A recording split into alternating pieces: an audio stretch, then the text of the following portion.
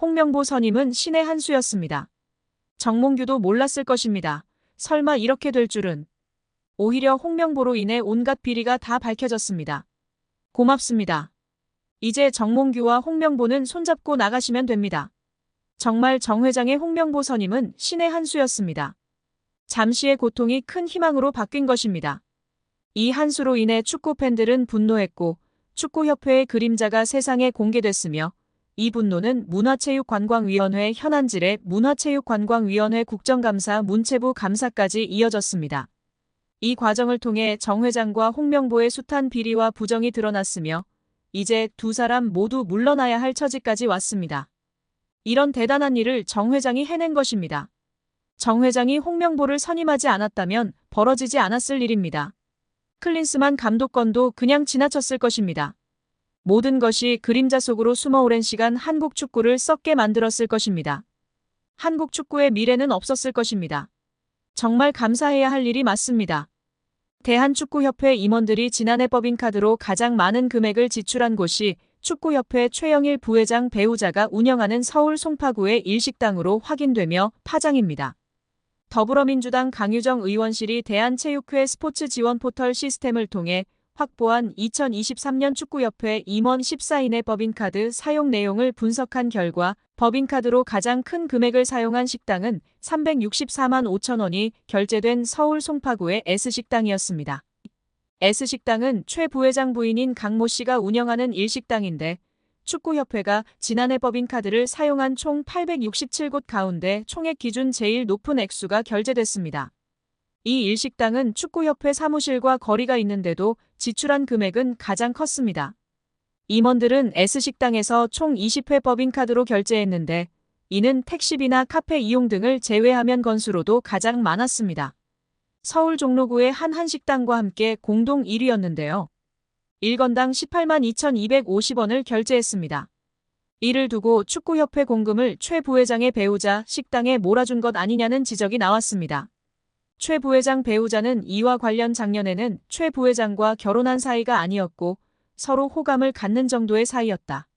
올해 2월 15일 결혼식 없이 혼인신고만 했다며 무엇보다 남편을 제외한 대한축구협회 임원들은 아는 사이가 아니다라고 했습니다. 이게 더 웃긴데요. 썸녀에게 호감을 사기 위해 몰아주기 했다는 게 더욱 분명한 사실이 되었습니다. 축구협회는 2017년 9월 법인카드를 사적으로 유용해 당시 조중현 축구협회 회장과 이회택 부회장 등 전현직 임직원 12명이 경찰에 입건되는 일이 있었습니다. 당시 조사 결과 축구협회 임직원들은 골프장과 유흥주점, 노래방 등에서 법인카드를 사용했습니다. 이번 최 부회장 사례처럼 가족과 지인 식당에서 법인카드를 사용했다는 논란도 있었습니다. 축구협회는 앞서 법인카드 사용 내역을 밝히라는 대한체육회 감사 지적에 사용 내역 없음이라고 공시한 것으로 드러나 비판을 받은 바 있는데요. 이후 법인카드 사용 내역을 공개하라는 요구가 번지자 대한체육회 스포츠 지원 포털에 지난해 법인카드 사용 내역을 공시했습니다. 강유정 의원은 축구협회의 고질병이었던 법인카드 오남용이 재발했다며 정몽규 회장 체제의 축구협회는 능력도 도덕성도 없음이 증명됐다고 비판했습니다. 뿐만 아니라 감사를 통해 협회의 방만 경영도 도마에 올랐습니다. 협회는 선임 위촉한 부회장, 분과위원장, 분과부위원장 등 비상근 임원 44명 중 34명과 자문 계약을 맺고 2021년부터 2024년 8월까지 개인별로 연간 1,200만 원에서 3억여 원까지 총 28억여 원을 급여성 고정보수로 방만하게 지급한 것으로 드러났습니다. 자문료는 자문 내역에 따라 지급해야 하나 자문 내역에 대한 관리 없이 계약 기간 동안 매월 고정적인 자문료를 정액 지급해 사실상 급여처럼 운영한 것으로 파악되는데요. 문체부는 협회가 맺은 자문 계약은 비상근 임원의 해당 직위 또는 비상근 임원 선임 시 담당하게 되는 전문 분야에 대한 것으로 구체적인 자문 역할과 과업 없이 활동 실적도 미진하고 자문 필요성도 인정하기 어려웠다고 밝혔습니다. 심지어 일부는 자문 계약 기간이 종료되었거나 직무가 정지된 기간이었음에도 자문료를 부적정하게 지급한 사실이 확인됐습니다. 또한 축구 지도자를 대상으로 한 강습회 운영에서도 불공정한 사례가 적발됐습니다. 협회는 2020년부터 아시아축구연맹이 인정하는 지도자 자격증 중 최고 등급인 P급 자격증을 발급하는데요. 국가대표를 비롯해 프로 1부 리그 감독직을 수행할 수 있는 P급 지도자 강습회를 2021년부터 운영하고 있습니다. 문체부가 P급 자격증 발급의 공정성을 살펴본 결과 2022년 P급 강습회의 실기시험에서 70점 미만인 수강생 6명은 불합격 처리해야 함에도 합격으로 처리해 자격증을 발급한 것으로 파악했습니다.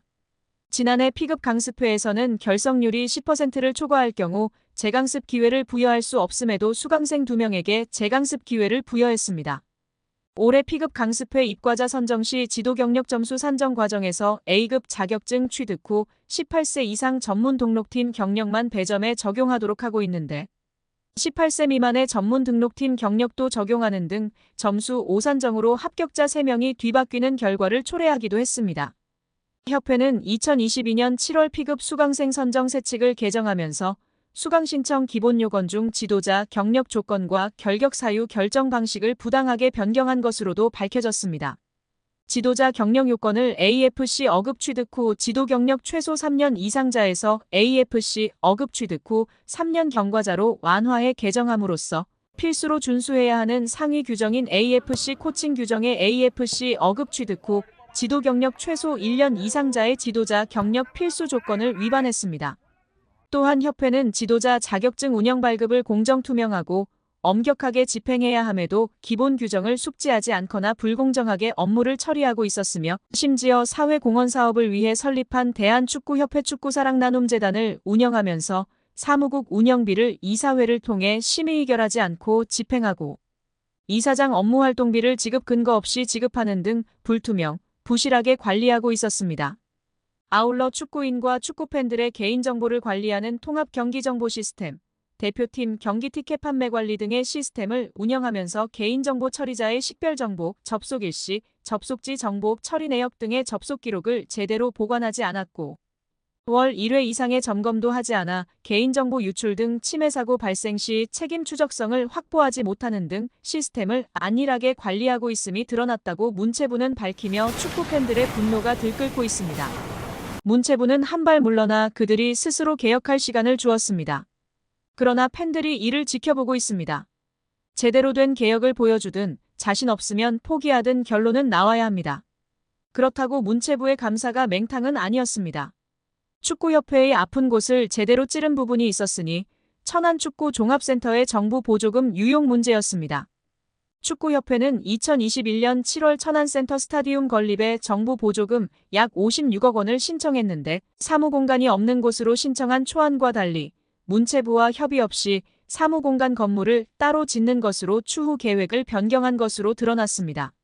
문체부는 축구협회가 굳고 보조금을 사실과 다르게 거짓으로 신청했다고 규정하고 보조금을 환수하는 것은 물론 보조금법에 따라 최대 5배의 과징금을 물릴 방침입니다.